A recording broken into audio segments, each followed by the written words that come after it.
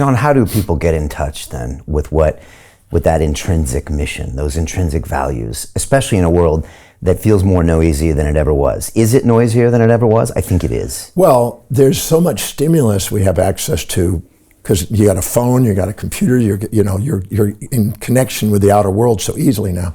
So yeah, we are bombarded by that. So of course, that's partly a choice. We could just turn the thing off and say, forget it, but that's hard to do for most people. I had somebody in my program this weekend, and he said, he put his hand up and he says, I don't know what I want to do. And I said, BS. I said, I've been doing this for 51 years. I said, I know better. Everyone knows what's inside them they want to do. Everyone knows. But they've got all these anxieties around it to make them lie to themselves about what they feel called to do. So I said, what do you do every single day? This guy's about 40, 45 maybe. I said, what do you do every single day that nobody has to remind you to do, that you spontaneously do, that you love doing? He says, I don't have anything like that. I said, what do you do every single day that you spontaneously do, that you love doing, that nobody has to remind you to do? He says, I don't know. I said, what do you do every single day that you spontaneously do, that you love to do, that nobody has to remind you to do? And he says, I spend a lot of time watching YouTube videos and reading on personal development. I said, that's probably what brought you to this program, isn't it? And he goes, yep. He says, I definitely do that. I said, how long have you been doing that? He said, 25 years. And how many hours a day, probably on average, would you say that? He says, it depends on the weekend or day, but it's 2 to 5 hours a day.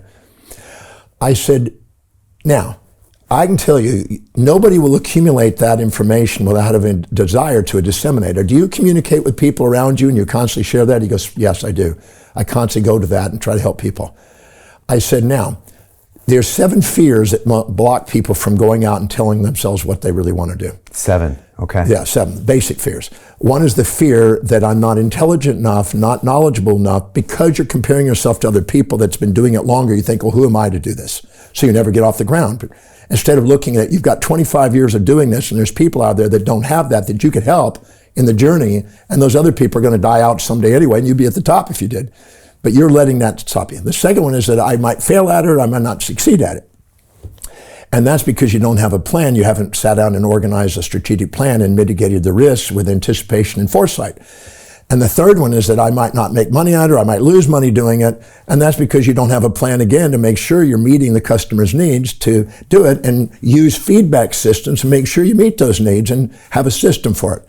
And then I said, well, what would happen if all of a sudden my wife doesn't want the insecurity of me taking on another job and taking the risk? So the fear of losing loved ones and the respect of loved ones can stop you. And he goes, yeah, you naming all mine, all of them are sitting there. Then your fear of rejection, because all the other people that are doing well, they're going to, well, if I don't do it, then I'm a failure. And you're comparing yourself to other people instead of comparing your actions to your own dreams.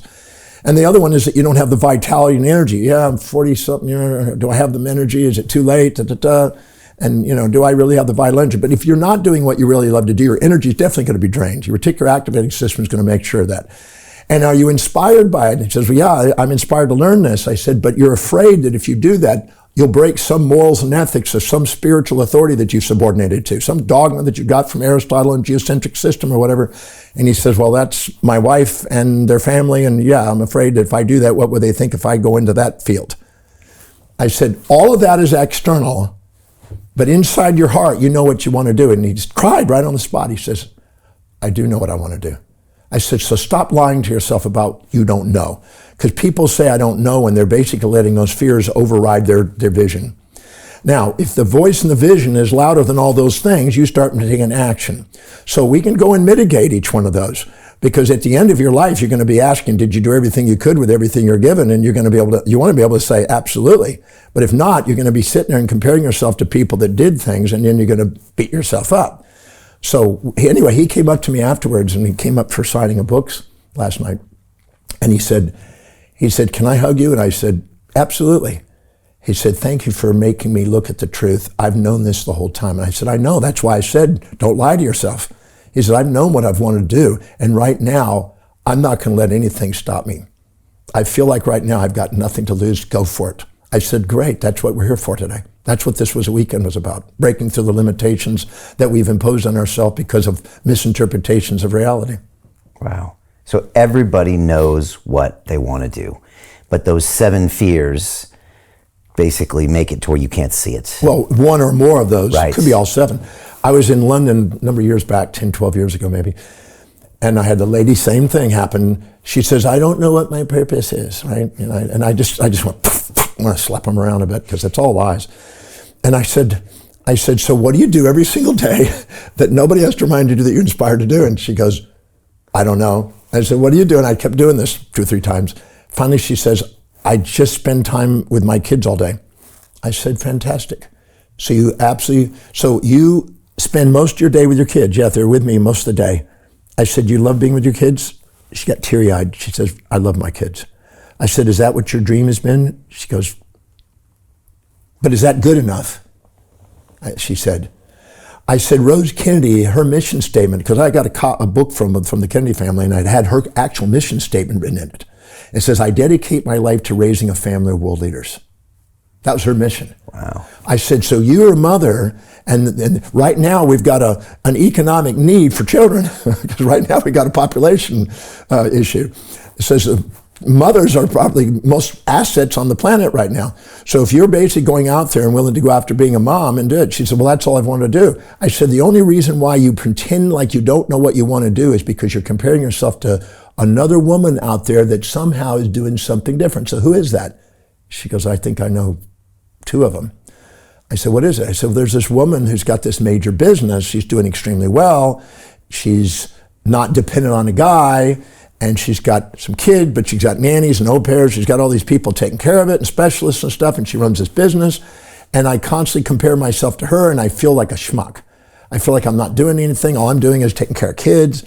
And I said, she has a hierarchy of values of business, and the kids are down below. And she's delegated those to lower, and she's become efficient because she's delegated lower part of things. So she doesn't have your set of values. Your values of children are at the top. So if you try to go against that, you're going to end up having internal conflict. She says, well, that's it. Every time I try to do something in business, some emergency comes and I got to go take care of the kids. I said, because your kids are most important.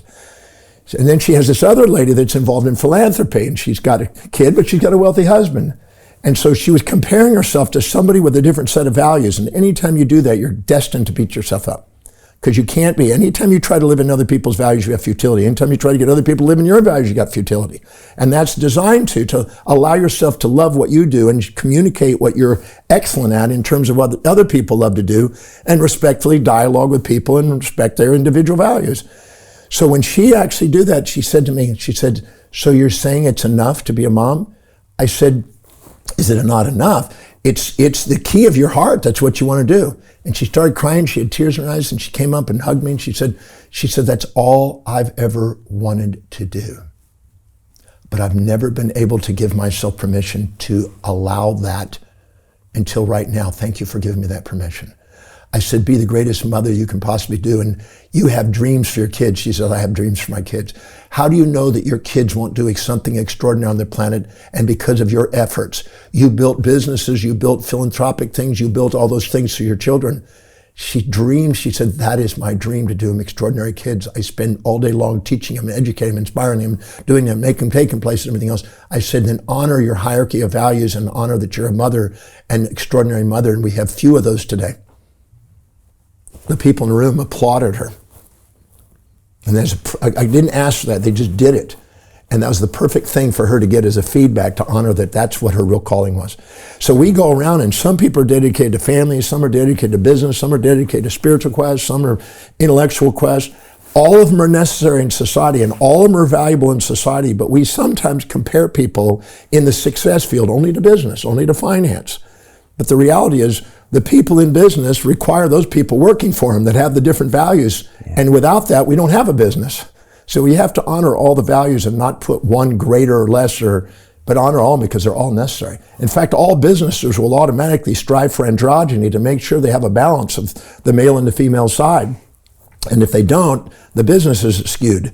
So it's forcing people to get that androgynous mixture of value systems to make countercultural integration to make things maximize potential. So Jim Rickards has just recorded a video that's not available to anyone in the public, and he's going to be talking about how this upcoming recession is going to be fast, it's going to be bloody, it's going to be nasty. But at the same time, he's going to show you how you can position yourself to profit from all of this chaos. Now, we've made this video only available to our viewers. Go to londonreal.tv/Jim. Watch that immediately. I can't say enough good things about Jim Rickards. He understands the global economic system better than any guest I've ever had on London Real. His predictions are almost uncannily true, and you can learn how to profit from his vision, from his expertise, and his understanding of economics. So go to londonreal.tv/Jim or click the link below. It's an excellent, excellent look on what's going to happen in the future and how you can position yourself to profit from that. Jim is one of the best in the business, one of my favorite guests on London Real, and he's very, very good at predicting the future and showing us all to profit from it. So click the link, and I hope you enjoy.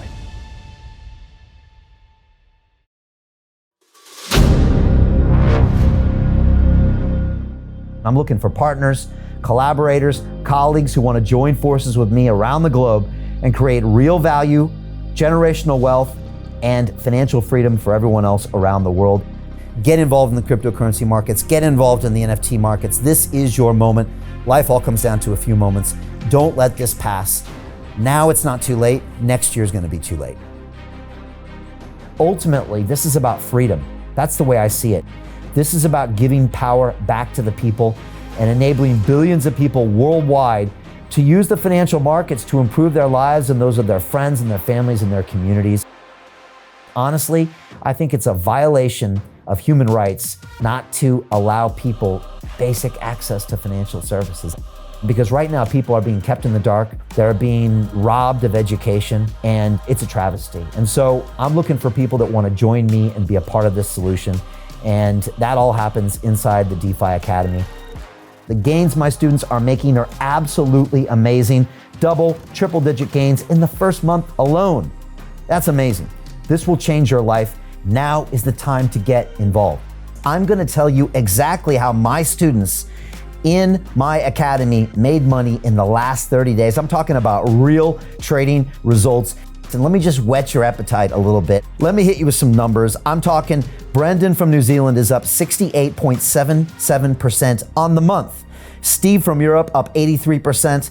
Albert in Singapore up 169.9% on one single trade. I got Susan up 153% on her call options alone, also rocking 139% returns and 442% returns as well on individual trades. These are people that are changing their financial future in the last 30 days, but it's based on trading discipline. I've graduated over 500 students from inside my academy from over 54 countries around the world. It's amazing. When it comes to crypto, DeFi, and blockchain, we love this space. We truly believe it's the future. This is down to our core. It's authentic to what we're doing, and everybody can tell through the camera because you can't make this stuff up.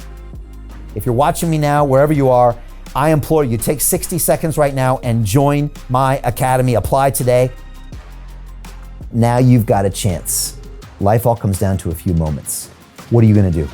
What's the choice that you're going to make?